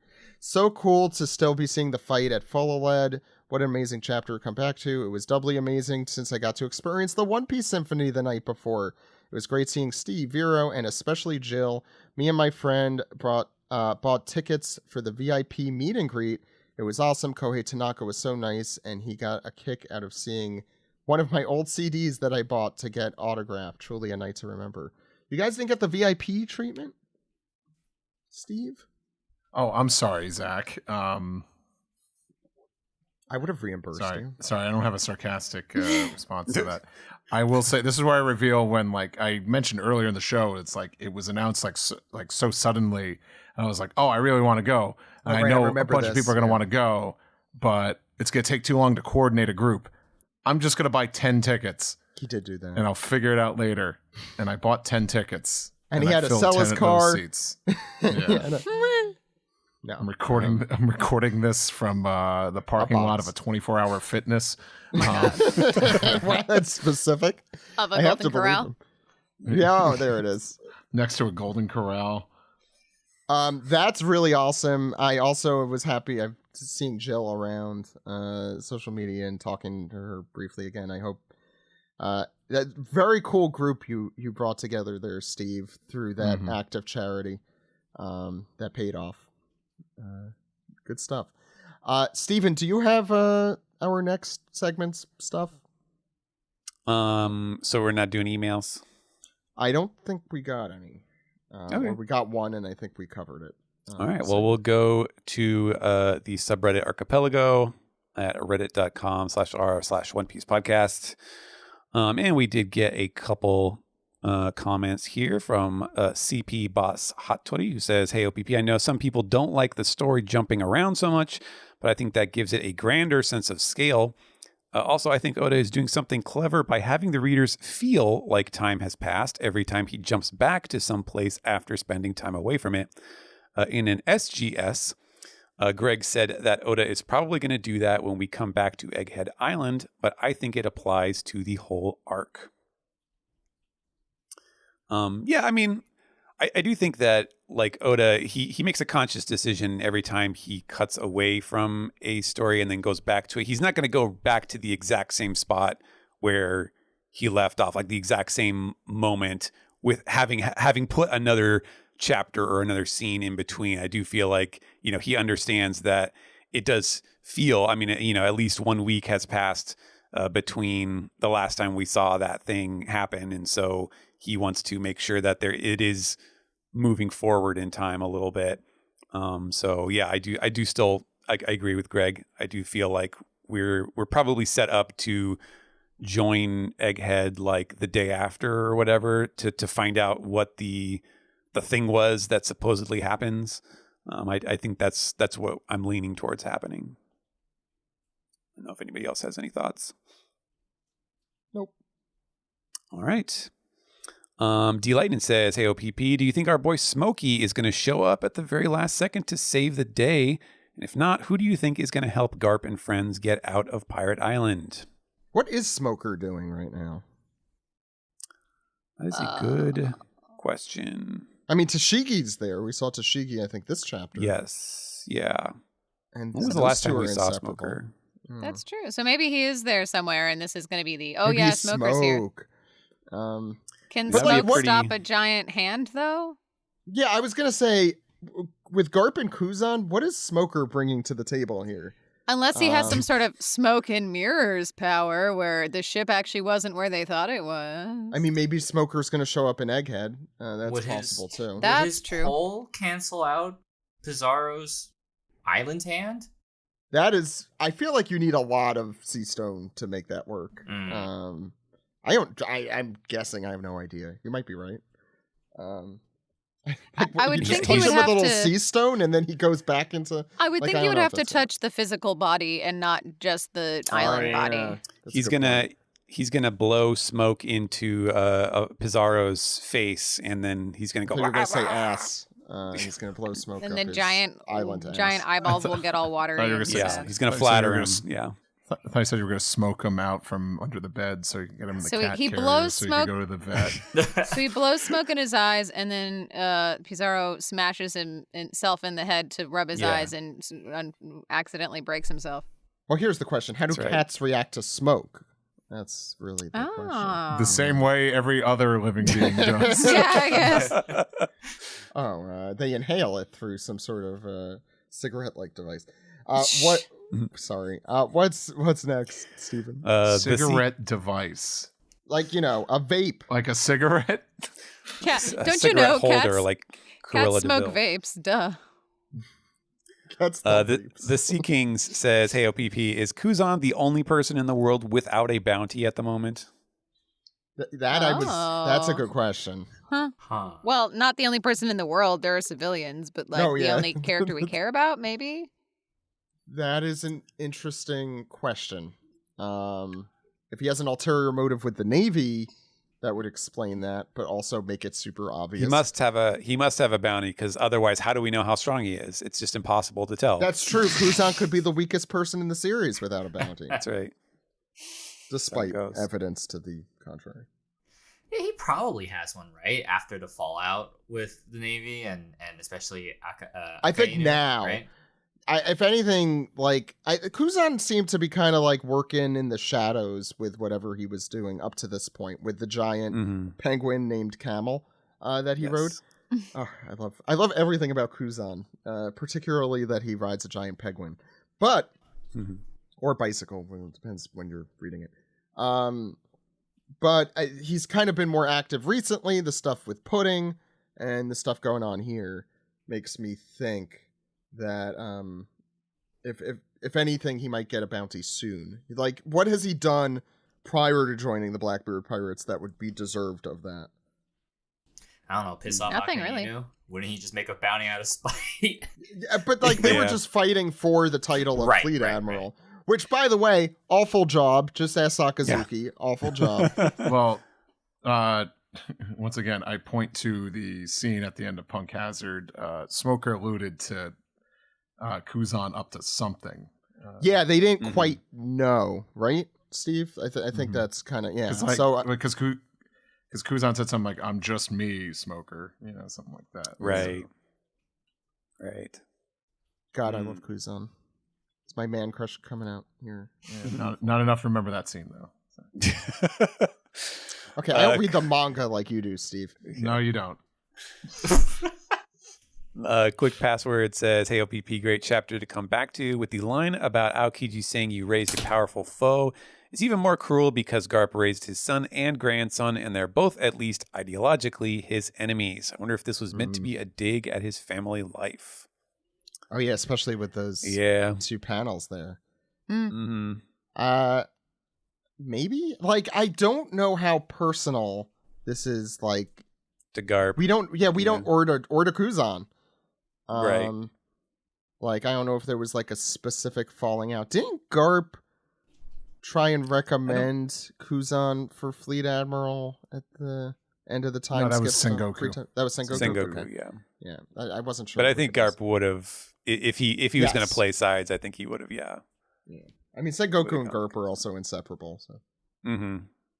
Except now. Yeah, they're all on the good guy side of the Navy, basically. Yeah, I don't know about Sengoku, but where's the giant golden He's a Buddha when you need him? You know, this would have been a good time. What's next? Let's see. Here's a good one to end on. Ricky Raccoon says, "This is more of a podcast specific question, I suppose, than any sort of chapter or anime episode question. With One Piece entering its final saga, what would you think are plans for the podcast after the final chapter is released? Will you still put out episodes until the anime finishes, have guests on, or will the final chapter coincide with OPP's final episode? Thanks and love what y'all do." I know, Steve, we talked about this kind of recently, right? I don't know if we've ever talked about this publicly. Though. No, we haven't. Steve, you go first. We don't have any, we don't have a solid plan at the moment. I can say this for sure. I definitely see, as we move further. Well, it's weird to say this. As we move further into a world without a One Piece manga, I could definitely see the output of episodes slowing down. But saying that, I can't see us ending the podcast right with the final manga recap. There's going to be so much to there's anime episodes. No, not just that. There's gonna be so much to discuss, and divulge into after the manga ends, because then it's like, all right, well, now we go back and analyze. Well, that's a wrap. Good series. Yeah, no, there's no. We won't even do a recap. We're just like, we're done. That's fine. We won't do the last. We just do the final manga recap and just do final thoughts. Nothing. All right, then why don't we move on to the next segment? The end. There's no way. I see us kind of probably, and got to do another, a final arc ranking, I guess, for the time being. Yeah, that's the next time we do an Arcs of Consequence will be when the series is done. I know people ask, but at this point, whether significant others like it or not, we're gonna still do the podcast. That's a little bit longer. That's the question. Yeah.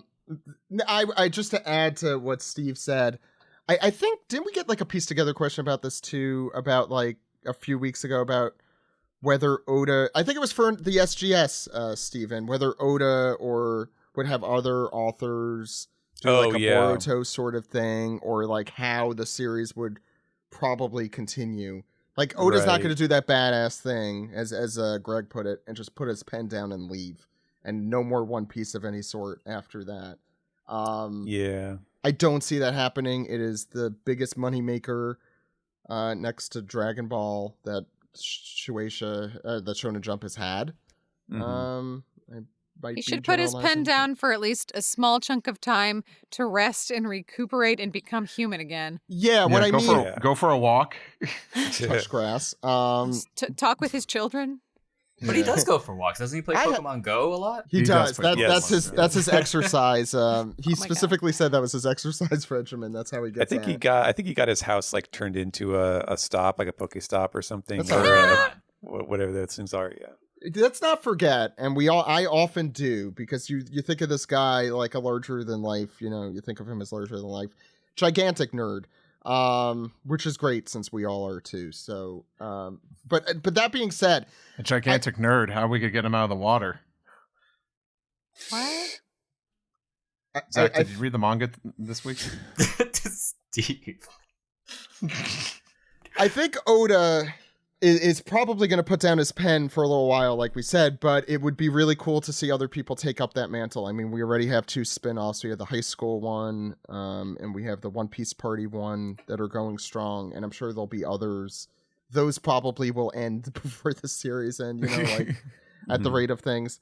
I mean, this is so long in the future, too. Like, I don't know where I am going to be in my life when I'm 56, I don't know. And Steve is going to be at least 80 then, so it's very unclear. I don't know why he's aging faster. I'm 2 years younger than you. Yeah. That being said, I think Steve put it well. I do think I feel pretty confident in saying that. I don't see us ever like recording an episode and saying like, okay, this is the final episode of the podcast. Like we'll always leave that door open if we want to get together and record something and talk about something. I could kind of see us going the way of Kazan Shu, where it's like, they may not always be putting out stuff every week, but they'll still record a podcast. I mean, we're also all really good friends. And exactly. Yeah. If like at the very least, like I've been thinking about this too, since we're getting closer, like even as just an excuse to get together and talk. Exactly. Even if the series ends up being terrible, it would still be like at the end somehow Oda really messes things up and everyone ends up being, I don't know. I don't even have I can't even think of a bad ending. Can you believe that Luffy rode a dragon and set Mary Jo on fire and killed all the people? Like, God, that was so stupid. And then he got the dad haircut and settled down with anyone. And he went bald, but like the really like undignified kind. And then Yamato joined the crew. Wow! Except the crew had already disbanded because they all were murdered. No. And who would have thought Big News Morgan's the teller of tales was he was voted to sit on the Iron Throne? That's a good ending, Steve. Let's be honest here. We have to do bad ending predictions at some point. Only wrong answers. I just bring up all the bad theories that I've seen over the years that I'm like, no, Sanji's not going to get his hands cut off. Stop. The anime's final episode is just a clip show, and all the Straw Hats are on trial, and they just bring back all these people they've offended. Oh my God. Zoro gets arrested for hate crimes. And Ichiro Oda is like Larry David in some sort of... It was a good ending! Nami takes forever to parallel park. And this is an unnecessary movie called One Piece Bigger Stampede. No. Okay, what's the next question, Steven? One Piece whimper. No, let's move on. Oh, that was it? Yeah. Well, we don't have Piece the Tweet this week, though. We had a couple questions, but we've answered those questions. We have? Okay. About the same sort of thing. Also, we don't have Ed here to yell it, and it just, what are we going to do there? It's not the same. He's tired. So, with that, that's the end of the One Piece podcast forever. Oh, wait. No, we're keeping the door open. Yeah, I think we did well. Now that we've covered the majority of the series for this one chapter, we could stop. Let's round off, and we'll talk about what we're doing in the next few weeks. This has been the One Piece Podcast, episode 778 for July 18th, 2023. First off, Jay, huge thanks for coming on and sticking around for all of our insane antics. Yeah, this was super fun. Thanks for having me. Yeah, hope to have you back soon. Before we round off, there's lots of really cool stuff coming up. I mentioned Ben is coming on next week with Jose, who has not been on. I think both of them have not been on the show in like 7 years. Jose Argumento. Wow. Thank you. Mine was on like a few years ago. Yeah, I think more recently than Jose. Then we're also going to have Murphy on in August. Mel is scheduled to be on the final week of July. And then on August 13th, we are preparing our Gear 5 special. I know it's the week after, but there's a break in Jump that week. How could we not use that opportunity to really just go anime crazy? And I'm so excited for that episode that's coming out, I think August 5th, probably. And a lot more coming down after that. We have lots of really cool guests to announce in the future.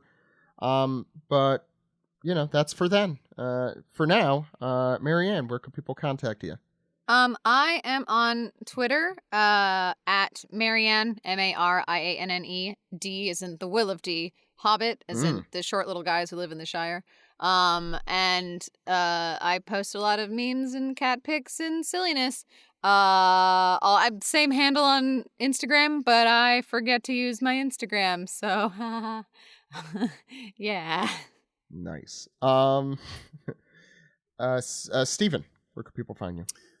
You can find me on Twitter still at Translatosaurus. And if you are going to be at San Diego Comic-Con, after you have gone by Jay's table and bought his book and all of his friends' stuff too, please do check out. You'll find it. I don't know what the room is. On Saturday at 11 a.m., so it's going to be a little bit early, there will be a panel called, what is it called? Kodansha Presents Makoto Yukimura and Vinland Saga, where you will be able to see the author of Vinland Saga along with the editor and the translator of the manga, who is yours truly. And we're going to be having a little question and answer session, on stage interviews with a little Q&A with the fans as well. That's gonna be super cool. I don't know. Like, I remember a couple of years ago we were there when Horikoshi was there at Comic-Con, and that was pretty crazy. Like, it was definitely like the room was full. I don't know if Yukimura has the same cachet. So I'm like, I have no idea what to expect as far as like the turnout and stuff. And I feel like a lot of people don't realize that he's there. But if you're going to be at San Diego Comic-Con, please do come and check that out because it's going to be awesome. Yeah, I finally picked up Vinland Saga, and I'm going to start diving into it soon. I've watched it for a while. Few episodes. I totally forgot you were the translator. Mm-hmm. I didn't. Marianne, you were going to say something? Because you read that manga. I forgot to mention, speaking of cons, Baby's first anime convention as a guest, which is to say my first anime convention as a guest is Anime Fest, and that is at the end of July. So if anybody's in the Dallas area or wants to come to the Dallas area, it is July 28th through the 31st, and I will be there. I will have Flampe prints and stickers. Nice. So nice. Yeah. You're gonna get barraged by the Flampe. Oh, I'm sure. All two of them. Flampenettes? The Flamp perverts. All two of them. Let's not call them that.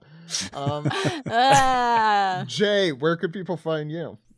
You can find me on Twitter, YouTube, Twitch, Instagram at Jayperior, Jayperior. It's the pun of the word superior because I'm a big Superior Spider-Man nerd. And then if you're like Steven said earlier, if you're going to be at San Diego Comic-Con, I'll be at booth 1621 with my friends Alex Ahad and Marie Lum, and we'll be just selling our own books. Stop by, talk to me about One Piece or any anime. And also, if you haven't checked out ProZD Plays Games starring Steve, you should check that out on YouTube as well. I edit those videos, and they're a hoot. Speaking of, Steve, where can people find you? Thanks, Jay. You could just follow me Twitter, Twitch, Instagram, Threads. I'll say that too. Yeah, gross. At Steve Yurko. Now that AX is over, I'm gonna relax for a bit and then kind of regroup and figure out what to do next on the internet. So stay tuned. Scary. Is that a threat? That's you can find us at One Piece Podcast at onepiecepodcast.com, the brand new and improved website that we have up. You could also check out all 778 episodes of the podcast anywhere where you get your podcast, including iHeartRadio, Spotify, Apple Podcasts, all the other ones. Not Stitcher anymore, I hear. So You could check us out there. We're also on social media at One Piece Podcast on Twitter. We're also on Blue Sky at onepiecepodcast.com. I'm forgetting important ones like Patreon at patreon.com/One Piece Podcast, where we have cool stuff, including alternate titles, alternate images, the early episodes of our tabletop game, The Grand Line, which is hosted by Dan. We also have lots of other cool stuff I'm forgetting. Oh, ad-free versions of the One Piece Podcast. And lots more, all at patreon.com/One Piece Podcast for just $5. And you could also call us at our phone number, which is 347-497-MAJI. Maji. Thank you. That phone number again, 347-497-6254. Call anytime. Anytime. Yeah. Just call it. Yeah. With your questions, comments, theories, or what you would get at the Pirate Golden Corral. Thank you all so much for coming on. I guarantee you trivia will return one day. That day is just not today. So we'll see you next week, everyone. My name is Zach. Oh, yeah. And my name is Steve. Oh, that's who it is. Okay. Goodbye, everyone.